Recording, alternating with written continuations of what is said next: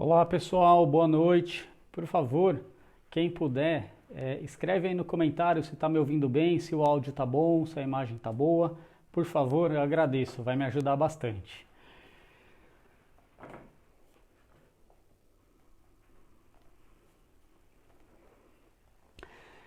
Vamos lá pessoal, quem não me conhece, meu nome é Rafael, eu sou advogado, sou sócio do Vilhena Silva e hoje eu quero, antes de mais nada, falar sobre o lançamento do meu livro.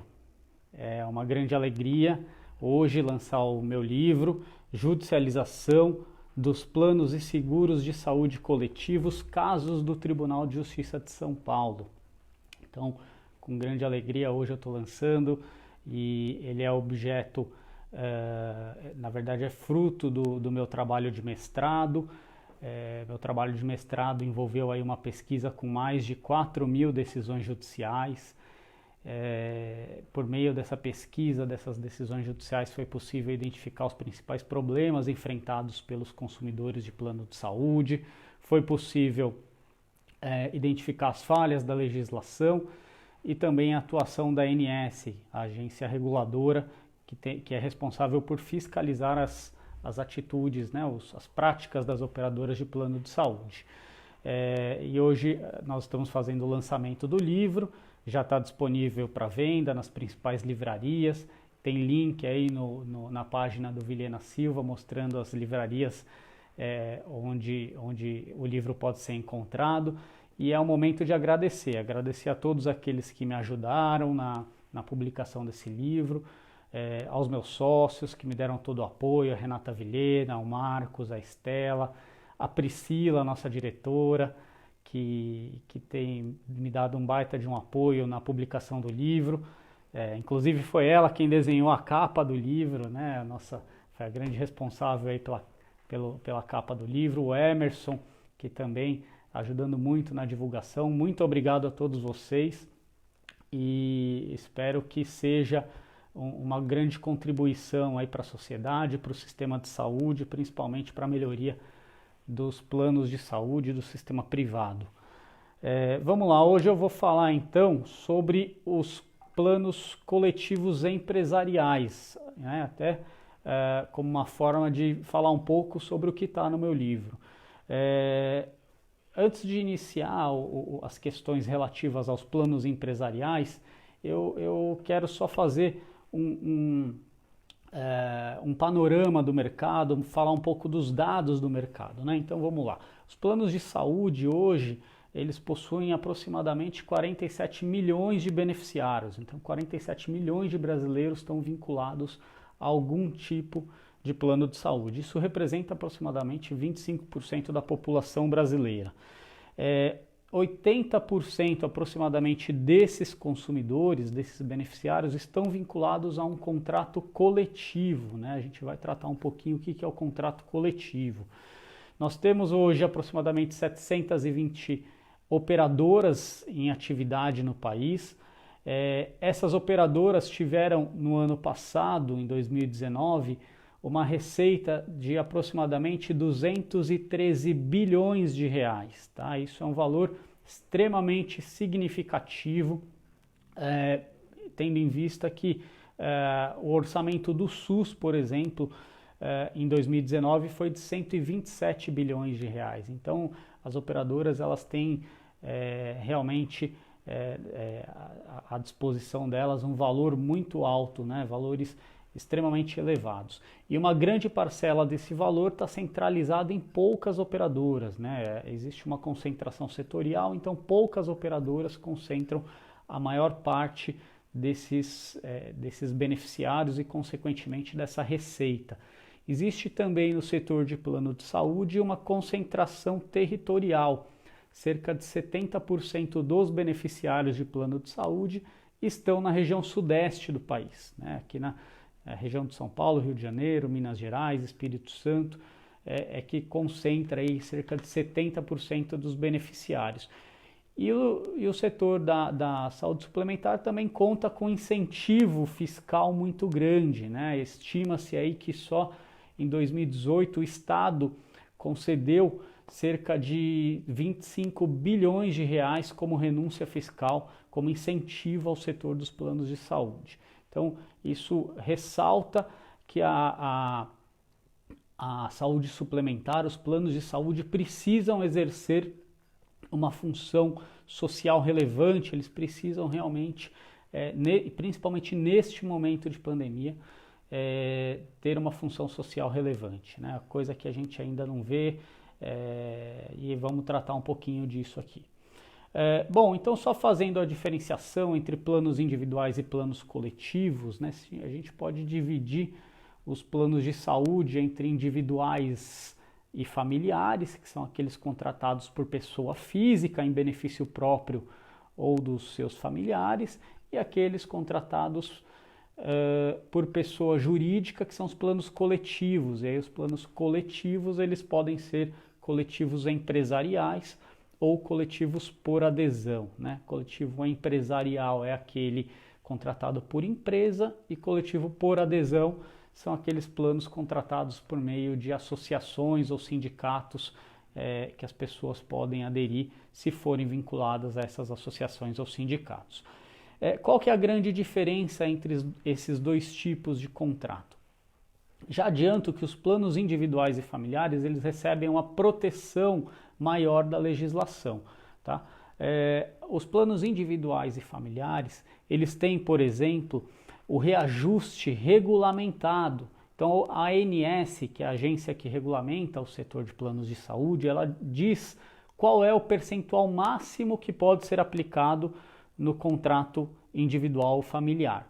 Com relação aos contratos coletivos, não existe regulamentação para os reajustes. Então, cada operadora que vai apurar o seu reajuste com base na inflação e na sinistralidade, que também é apurado unilateralmente pelas operadoras. E isso vai depender de cada contrato, como está disposto no seu contrato. A maioria das operadoras segue um padrão que a gente vai falar daqui a pouquinho, mas o reajuste nos contratos coletivos não são regulamentados. Fora isso, os contratos individuais e familiares, eles não podem sofrer a rescisão unilateral, né? A operadora ela não pode cancelar um contrato individual ou familiar, a não ser em casos de inadimplência ou de fraude. Já os contratos coletivos não têm essa proteção. A operadora ela pode rescindir o contrato coletivo desde que ela avise com 60 dias de antecedência. Então, um contrato empresarial, por exemplo, que deixa de ser interessante para uma operadora de plano de saúde, a operadora pode simplesmente cancelar esse contrato, simplesmente avisando o consumidor com 60 dias de antecedência. Então, a gente percebe que os contratos coletivos, tanto os empresariais como os coletivos por adesão, eles têm uma fragilidade maior na regulamentação. E isso fez com que as operadoras concentrassem a sua comercialização justamente nos contratos coletivos, porque aí elas ficam livres para reajustar o quanto elas querem e também elas podem cancelar o plano quando esse contrato deixa de ser interessante. Tá? Por conta disso, inclusive, o contrato coletivo empresarial foi o tipo de contrato que mais cresceu nos últimos 20 anos. Só para ter uma ideia, em 2000, os contratos empresariais tinham aproximadamente 7 milhões de beneficiários. Atualmente, os contratos empresariais têm aproximadamente 32 milhões de beneficiários. Então, foi um crescimento muito grande, justamente porque as operadoras passaram a concentrar a sua comercialização em contratos coletivos, principalmente coletivos empresariais, e deixaram de comercializar os planos individuais e familiares, tanto que a gente não consegue encontrar mais esses planos no mercado, é muito difícil, apenas poucas operadoras comercializam esse tipo de plano e são planos realmente, geralmente com muitas restrições de atendimento, né? Bem, feita essa conceituação inicial, então agora a gente passa para algumas questões que têm sido muito judicializado, né? Tem sido levado ao judiciário com muita frequência. As ações relacionadas a planos de saúde, elas são crescentes, e foi inclusive isso que me motivou a pesquisar, a estudar as ações judiciais. A gente tem que entender que o judiciário, ele recebe ações judiciais quando alguma coisa não funcionou antes, né? Então, existe um problema, esse problema não foi resolvido nas esferas administrativas, então a pessoa leva esse problema ao judiciário. Então, o judiciário ele acaba sendo um reflexo de algo que não está indo bem. Com base nisso é que a gente analisa a judicialização, olhando a judicialização e tentando entender o que não funcionou bem, que as pessoas buscassem o judiciário. Tá? E a judicialização com relação a planos de saúde é crescente. Só para terem uma ideia, em 2011, o Tribunal de Justiça de São Paulo julgou aproximadamente 7.100 ações judiciais contra planos de saúde. Em 2019, o Tribunal de Justiça julgou 34.600 ações contra a saúde. Isso representa um aumento entre 2011 e 2019 de 386% de decisões judiciais contra planos de saúde. E esse crescimento ele se dá mesmo com uma redução no número de beneficiários. De 2015 até 2019, o setor de planos de saúde perdeu aproximadamente 1 milhão de beneficiários. Mesmo assim, as ações judiciais continuaram crescendo. Isso mostra que a relação entre consumidor e plano de saúde não é uma relação saudável, né? Os planos de saúde têm práticas abusivas que são reiteradas. E olhando de forma um pouco mais detalhada essa judicialização, o primeiro tema mais judicializado, mais levado ao Poder Judiciário, são tratamentos, negativas de tratamento. Tá? Esse é o primeiro tema, é o tema mais judicializado, representa aí cerca de 51% das ações judiciais levadas ao judiciário. O segundo tema, atualmente, é reajuste, está relacionado a reajuste. E essa questão do reajuste, ela é interessante porque o reajuste não era o segundo principal tema judicializado, ele passou a ser recentemente, justamente por quê? Porque os planos de saúde coletivos, que são agora a maioria, têm um reajuste desregulamentado, livre para a operadora reajustar o quanto ela quer. E isso fez com que muitos abusos fossem cometidos pelas operadoras de plano de saúde. Só para ter uma ideia, em 2011, as ações relacionadas a reajuste representavam 15% do total de ações. Hoje elas já representam quase 30% do total de ações, né? Então teve um crescimento muito grande das ações relacionadas a reajuste. E o idoso também ele é alvo de muitas práticas abusivas. E como a gente percebe isso? O idoso ele representa cerca de 30% das ações judiciais. Então, em torno de 30% das ações judiciais tem idoso envolvido como beneficiário do plano de saúde. Só que o idoso ele representa só 12% das carteiras de plano de saúde. Então tem uma desproporção muito grande. Isso mostra que o idoso ele sofre realmente muitos abusos, muitas condutas, práticas abusivas na relação com o plano de saúde. Bom, entrando já na questão então do reajuste, como eu disse, o reajuste do plano coletivo, principalmente o empresarial, ele não é regulamentado. Então a operadora ela aplica o reajuste conforme o seu próprio critério. É a operadora que apura e aplica esse reajuste. E como que ela faz isso? Um dos critérios é a sinistralidade. E o que representa a sinistralidade? A sinistralidade quer dizer que você paga um valor para a operadora e gasta conforme utiliza os serviços. Então a operadora ela analisa a receita que ela teve com você e a despesa. Se a despesa que você deu para a operadora for superior a 70% da receita, isso vai gerar um cálculo de reajuste e isso não tem limite, não tem fim, né? E também, não, como não é regulamentado, não passa por nenhum tipo de controle ou fiscalização. Existe uma falta de transparência muito grande. Esse tipo de cálculo de reajuste, ele gera muitas distorções. E só para dar um exemplo, essa semana, inclusive, eu atendi uma empresa, era uma empresa que tinha 200 vidas no seu plano de saúde, 200 beneficiários, uma empresa média, né, com 200 beneficiários. Desses 200, dois estavam doentes, dois beneficiários doentes. E esses dois beneficiários doentes foram suficientes para gerar um reajuste de 169% na mensalidade. Essa empresa vai sofrer um reajuste de 169% na sua mensalidade, porque ela tem entre os seus beneficiários dois que estão em tratamento, né? E a operadora também não traz com clareza os gastos que esses beneficiários tiveram. Isso é muito obscuro, é um cenário extremamente obscuro. O consumidor não consegue apurar como a operadora chega nesse percentual de aumento. Isso gera realmente muitos conflitos que são levados ao judiciário. Dentre os contratos empresariais, a gente pode destacar que os que têm sofrido mais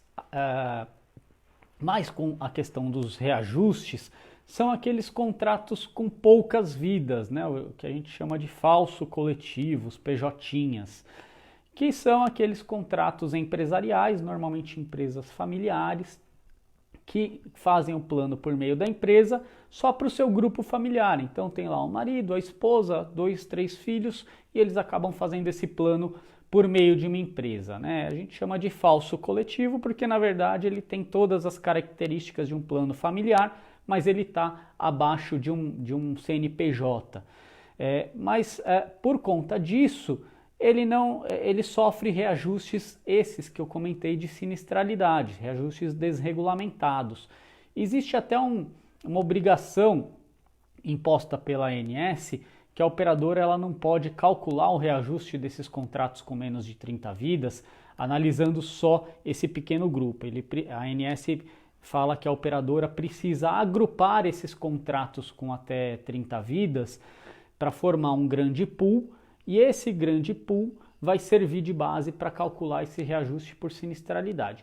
Mesmo assim, os reajustes continuam sendo altos, continuam sendo abusivos, né? A gente sabe que hoje aproximadamente 5 milhões de beneficiários estão vinculados a esse tipo de contrato, e desses 5 milhões, quase 90% deles tiveram reajustes muito acima do que a ANS autorizou para os planos individuais e familiares. A média de reajuste desse contrato anualmente é de 20%, 21%, e isso tem impossibilitado que muitas famílias continuem no plano por conta desses aumentos excessivos, né? Então esse reajuste por sinistralidade ele gera diversas distorções. Como eu disse, ele não tem transparência, porque a operadora não explica adequadamente como ela chega nesses percentuais de aumento, e também não passa por nenhum tipo de controle ou fiscalização da ANS, porque não são reajustes regulamentados. O Tribunal de Contas da União, inclusive em 2018, fez uma auditoria na ANS e apurou que a ANS não tem mecanismos de controle, não tem ferramentas que possibilitem a fiscalização dos reajustes desses contratos empresariais e identifique abusos contra o consumidor. Então, infelizmente, a agência reguladora que deveria fiscalizar e controlar isso não tem exercido esse papel. E aí o que acontece é que muitas pessoas acabam buscando a justiça para revisar esses reajustes que são aplicados nos contratos empresariais. Bom, por conta disso, o judiciário tem firmado um entendimento cada vez mais pacífico, no sentido de que os reajustes por sinistralidade, eles precisam,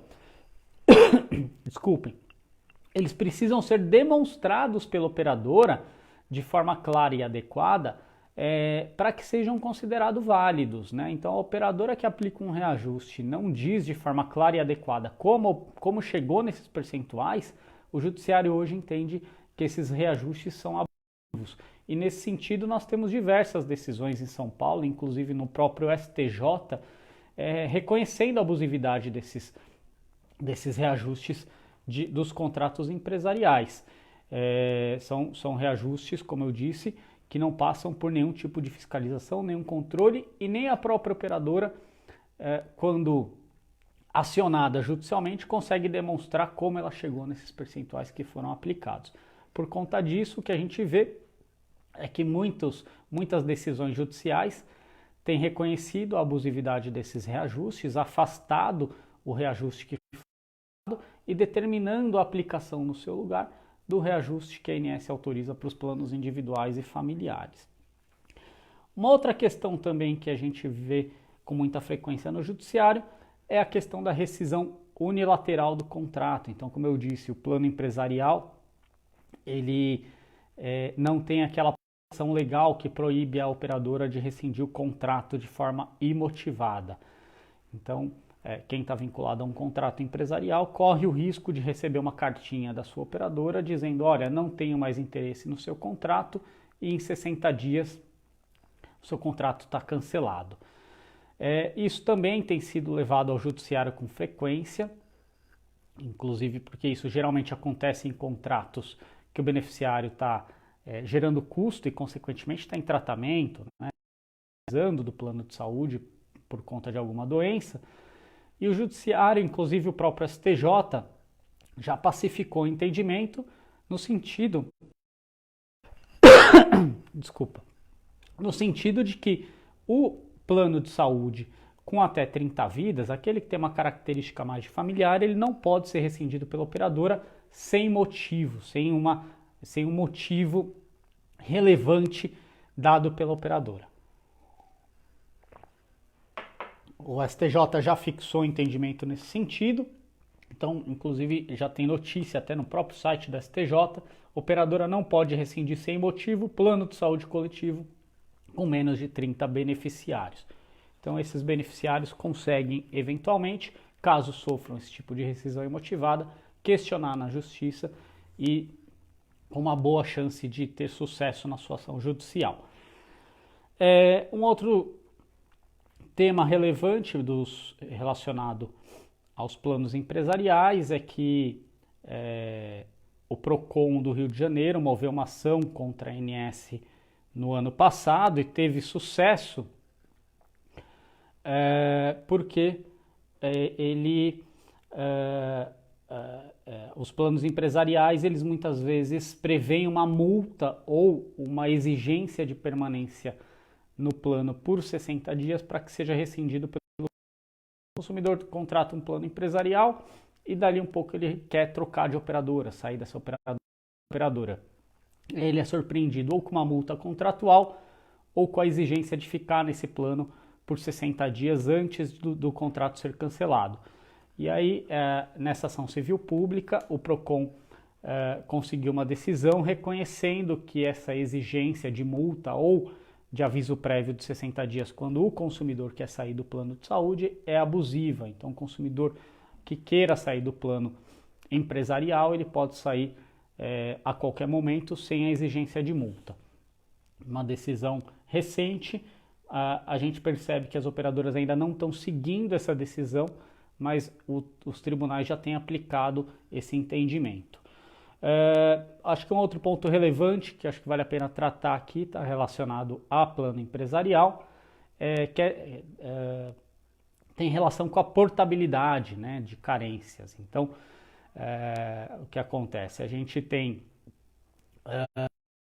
um beneficiário que perde o emprego e precisa continuar o seu tratamento em outro plano, e aí não existia a possibilidade desse beneficiário fazer a portabilidade de um plano empresarial para outro plano de mercado, ou coletivo por adesão, que seja. Desde o ano passado, de junho do ano passado, a legislação mudou e agora o beneficiário de plano empresarial ele pode fazer a portabilidade de carência. Então ele pode trocar de plano, sair de uma operadora e ir para outra operadora, que atenda melhor a sua necessidade, sem ter que cumprir novas carências, tá? Então essa é uma regra que já está valendo. Algumas operadoras criam resistência para isso mas inclusive quando o beneficiário busca o judiciário ou a própria ANS com uma reclamação dessa, ele costuma ter sucesso nesse tipo de situação, tá? Para fazer a portabilidade. E uma última questão aqui que eu trouxe é a questão da inadimplência, principalmente agora nesse momento de pandemia, né? Então, como eu disse, os contratos individuais e familiares, eles só podem ser rescindidos pelo operador em caso de inadimplência ou fraude. E a legislação diz que a inadimplência que possibilita a rescisão do contrato individual é a inadimplência com mais de 60 dias. Nos contratos coletivos isso não é regulamentado e aí cada operadora coloca uma regra no seu contrato. Em geral, o beneficiário de um contrato coletivo, quando ele fica inadimplente por mais de 15 ou 30 dias, ele já tem o seu atendimento suspenso. Agora, nessa época de pandemia e com essa crise toda gerada, isso foi muito discutido. Inclusive, existia uma pressão para que a ANS tomasse uma atitude e obrigasse as operadoras a flexibilizar essa inadimplência. A ANS chegou a fazer uma proposta para as operadoras, só que apenas poucas operadoras aceitaram essa proposta, as operadoras maiores, principais, não aceitaram e a ANS não tomou mais nenhuma atitude. Então hoje o beneficiário que eventualmente ficar inadimplente no contrato empresarial por mais de 15 ou 30 dias, ele vai ter o seu plano suspenso e isso infelizmente é mais um tema aí mal regulamentado e com uma atuação, aliás, com uma omissão muito grande da ANS, que deveria, neste momento de pandemia, criar uma política, tomar atitudes que protegessem o consumidor, né? Então, infelizmente, a gente não vê nenhuma solução regulatória para isso. Esse beneficiário, eventualmente, vai precisar ou buscar o judiciário ou tentar fazer uma portabilidade para um plano que atenda melhor às suas condições financeiras. Bom, esses temas eram os que eu tinha reservado aqui para falar com vocês. Eu vi aqui que tem algumas perguntas, eu vou tentar tratar de algumas delas aqui rapidamente. Vamos lá. Existe uma questão aqui relacionada ao reajuste por faixa etária, né? Então, o contrato empresarial, além do reajuste por sinistralidade, que é aplicado uma vez ao ano no contrato, foi esse reajuste que eu falei aqui, ele também tem a previsão do reajuste por faixa etária. E aí ela vai acontecer conforme a idade do beneficiário. Normalmente, os maiores percentuais estão na última faixa etária permitida, que é aos 59 anos. Então, o consumidor que eventualmente tem um reajuste excessivo aos 59 anos, ele pode também questionar esse reajuste, porque muitas vezes ele que o consumidor continue nesse plano, né? Ele acaba sendo uma barreira para que o consumidor que está chegando na fase idosa permaneça no plano de saúde e isso pode ser questionado. Uma outra pergunta relacionada à remissão. Então, a remissão ela não é tratada pela legislação, isso vai estar no contrato. Cada operadora coloca no seu contrato se existe ou não remissão e quais as condições dessa remissão. Tá? Então precisa ver no seu contrato se tem a possibilidade de remissão e se essa remissão tiver prevista em contrato, qual o período dessa remissão. Ao final da remissão, o consumidor ele tem o direito ou de permanecer no plano se ele tiver vínculo com a empresa, ou eventualmente de fazer uma portabilidade para um novo plano. Aqueles planos coletivos por adesão, que são feitos por meio de associações ou sindicatos, quando o titular vem a falecer, geralmente a operadora tenta expulsar o cônjuge, né? E aí o judiciário entende que nesse tipo de contrato o cônjuge pode assumir a titularidade e continuar nesse plano pagando o valor do prêmio dele, da mensalidade dele. Tá? Então, nesses casos, a gente consegue, por meio de ação judicial, tentar solucionar esse problema ao final da remissão. Mas a remissão ela só existe se estiver prevista em contrato, porque a legislação é omissa em relação a isso. Tá bom? E por último aqui eu estou vendo a Tânia Bernucci está aqui acompanhando. Tânia, muito obrigado por por ajudar na publicação do livro, toda a revisão. Você foi também muito importante para a publicação desse livro, para colocar esse trabalho de pé. Muito obrigado. Bom, pessoal, era isso que eu tinha para falar com vocês. Eu agradeço muito a todos.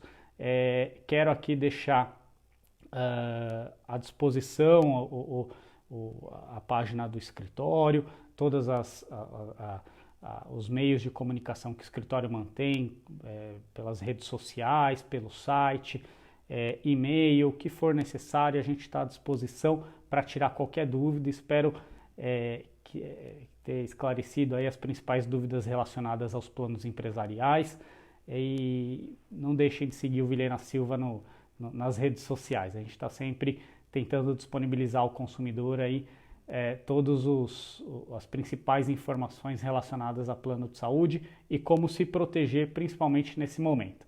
Muito obrigado, pessoal, e até uma próxima. Um abraço a todos.